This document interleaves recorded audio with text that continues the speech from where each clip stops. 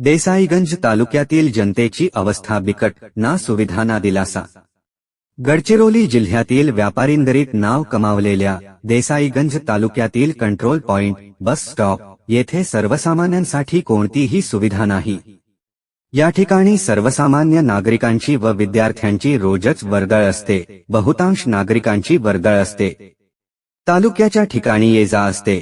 त्यामुळे येथे बसस्थानक नियंत्रण केंद्र असूनही पिण्याचे पाणी, स्नानगृह या सुविधांपासून लोकांना दूर ठेवण्यात आले आहे। अलीकडे लग्नसराईचा हंगाम सुरू होणार आहे, असा प्रश्न उपस्थित होत आहे।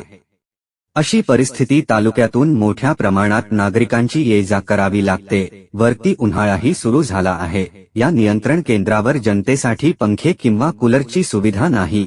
कर्मचारी येथील कंट्रोल पॉइंटचे मेहबूब खा यांनी आपल्या वरिष्ठ अधिकाऱ्यांना याबाबत पत्र लिहून माहिती दिली, पण परिणाम दिसून आला नाही। गडचिरोली प्रतिनिधी बाबू कुरेशी, न्यूज 24, आपकी आवाज। सरपंच संघटना तालुका अध्यक्ष आणि जिल्हाध्यक्ष सुद्धा आहे।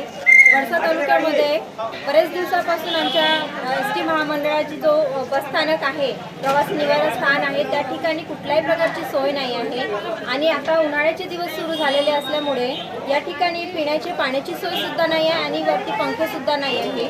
आणि या ठिकाणी तुम्ही पाहत आहे याची कंडिशन कशी दिसत आहे, याला रंगरंगोटी सुद्धा नाही आहे। इव्हन इथं महिलांना स्तनपान करण्यासाठी सुद्धा कुठलीही सेपरेट अशी रूम किंवा कुठलाही साधन दिलेलं नाही आहे।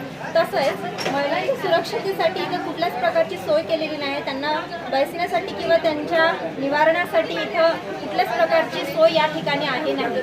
आमच्या वडसा तालुक्यामध्ये बसस्टँड मंजूर झालेला आहे, त्याचं कामसुद्धा सुरू झालेलं आहे, परंतु त्या कामाला 2 ते 3 वर्ष लागणार आहेत।